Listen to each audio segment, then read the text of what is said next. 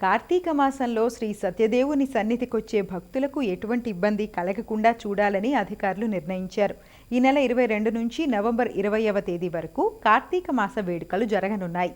ఈ నేపథ్యంలో ప్రకాష్ సదన్ సత్రంలో నిర్వహించిన సమావేశానికి దేవస్థానం చైర్మన్ ఐవి రోహిత్ అధ్యక్షత వహించారు. ఈ సందర్భంగా కార్యనిర్వహణ అధికారి వీర్ల సుబ్బారావు మాట్లాడుతూ నవంబర్ 2వ తేదీన సత్యదేవుని తెప్పోత్సవము, 5వ తేదీన గిరి ప్రదక్షిణ కార్యక్రమాలకు వేలాదిగా భక్తులు తరలివచ్చే అవకాశం ఉందని, అందువల్ల పోలీసులు విస్తృత బందోబస్తు ఏర్పాటు చేయాలని కోరారు. కార్యక్రమం అనంతరం కార్తీక మాసోత్సవ గోడపత్రికను ఆవిష్కరించారు. వ్రతాలు, దర్శనం టికెట్లు, ప్రసాద విక్రయాలకు అదనంగా కౌంటర్లు. పర్వదినాల్లో పశ్చిమ రాజగోపురం వద్ద రోప్ పార్టీ బృందాల ఏర్పాటు.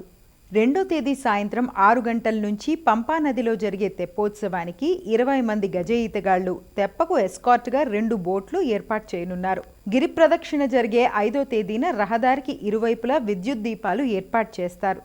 రత్నగిరి, సత్యగిరిపై సుమారు 1000 కార్లు, 3000 బైకులు నిలిపేందుకు స్థలాలు సిద్ధం చేస్తున్నారు. మెయిన్ క్యాంటీన్ భవనాన్ని డార్మెటరీగా చేయాలని నిర్ణయించారు. గిరి ప్రదక్షిణ రోడ్డులో 24 తాత్కాలిక టాయిలెట్స్ ఏర్పాటయ్యాయి. బెండపూడి వైపు ఆర్చి నుంచి మండపం సెంటర్ ఆర్చ్ వరకు రోడ్డుకు మరమ్మతులు. ముఖ్యమైన దేవస్థానం అధికారులకు 20 వాకీటాకీలు అందించాలని నిర్ణయము. ప్రస్తుతం ఉన్న 20 వాకీటాకీలకు ఇవి అదనం. రత్నగిరిపై అన్ని చోట్ల సీసీటీవీ కెమెరాలు, పశ్చిమ రాజగోపురము ఆలయ ప్రాంగణంలో 2 చోట్ల 2 సమాచార కేంద్రాలు, పోలీస్ అవుట్ పోస్టు ఏర్పాటు. విజయవాడ, విశాఖపట్నంతో పాటు జిల్లాలోని ముఖ్య ప్రాంతాల నుంచి అదనపు బస్సులు.